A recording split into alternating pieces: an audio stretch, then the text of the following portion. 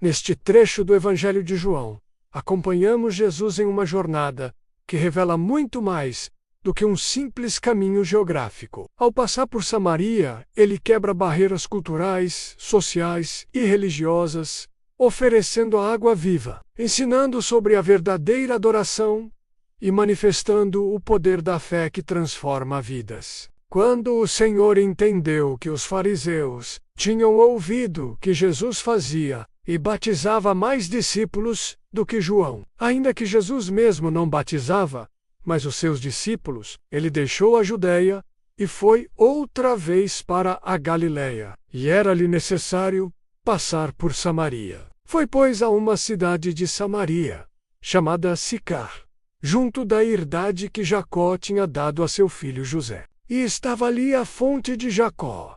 Jesus, pois, cansado do caminho, assentou-se. Assim, junto da fonte, era isto quase a hora sexta. Veio uma mulher de Samaria tirar água. Disse-lhe Jesus: dá-me de beber, porque os seus discípulos tinham ido à cidade comprar comida. Disse-lhe, pois, a mulher samaritana: como, sendo tu judeu, me pedes de beber a mim, que sou mulher samaritana? Porque os judeus não se comunicam com os samaritanos. Jesus respondeu e disse-lhe: se tu conheceras o dom de Deus, e quem é o que te diz: dá-me de beber, tu lhe pedirias, e ele te daria água viva. Disse-lhe a mulher: Senhor, tu não tens com que atirar, e o poço é fundo. Onde, pois, tens a água viva? És tu maior do que o nosso pai Jacó, que nos deu o poço, bebendo ele próprio dele, e os seus filhos, e o seu gado. Jesus respondeu e disse-lhe: qualquer que beber desta água tornará a ter sede. Mas aquele que beber da água que eu lhe dar, nunca terá sede, porque a água que eu lhe dar se fará nele uma fonte de água que salte para a vida eterna. Disse-lhe a mulher: Senhor, dá-me dessa água, para que não mais tenha sede, e não venha aqui tirá-la. Disse-lhe Jesus: vai, chama o teu marido, e vem cá. A mulher respondeu e disse: não tenho marido. Disse-lhe Jesus: disseste bem, não tenho marido, porque tiveste 5 maridos e o que agora tens não é teu marido. Isto disseste com verdade. Disse-lhe a mulher: Senhor, vejo que és profeta. Nossos pais adoraram neste monte, e vós dizeis que é em Jerusalém o lugar onde se deve adorar. Disse-lhe Jesus: mulher, crê-me que a hora vem, em que nem neste monte, nem em Jerusalém adorareis o Pai. Vós adorais o que não sabeis. Nós adoramos o que sabemos, porque a salvação vem dos judeus. Mas a hora vem, e agora é, em que os verdadeiros adoradores adorarão o Pai em espírito e em verdade. Porque o Pai procura tais que assim o adorem. Deus é espírito, e importa que os que o adorem em espírito e em verdade. A mulher diz-lhe: eu sei que o Messias, que se chama o Cristo, vem. Quando ele vier, nos anunciará tudo. Jesus disse-lhe: eu o sou, eu que falo contigo. E nisto vieram seus discípulos, e maravilharam-se de que estivesse falando com uma mulher. Todavia nenhum lhe disse: que perguntas?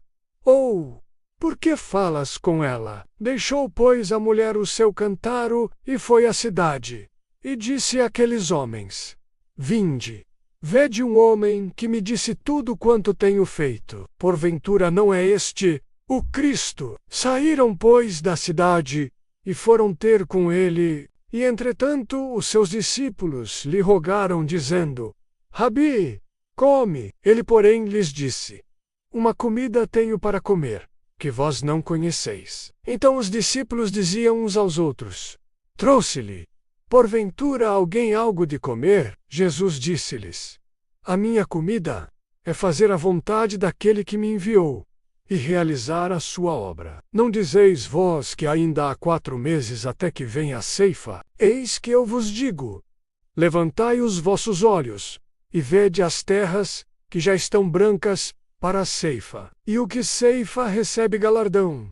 e ajunta fruto para a vida eterna, para que, assim, o que semeia como o que ceifa, ambos se regozijem. Porque nisto é verdadeiro o ditado, que um é o que semeia, e outro o que ceifa. Eu vos enviei a ceifar, onde vós não trabalhastes, outros trabalharam, e vós entrastes no seu trabalho. E muitos dos samaritanos daquela cidade creram nele, pela palavra da mulher, que testificou: disse-me tudo quanto tenho feito. Indo, pois, ter com ele os samaritanos, rogaram-lhe que ficasse com eles, e ficou ali 2 dias. E muitos mais creram nele, por causa da sua palavra, e diziam à mulher: já não é pelo teu dito que nós cremos, porque nós mesmos o temos ouvido, e sabemos que este é verdadeiramente o Cristo, o Salvador do mundo. E 2 dias depois, partiu dali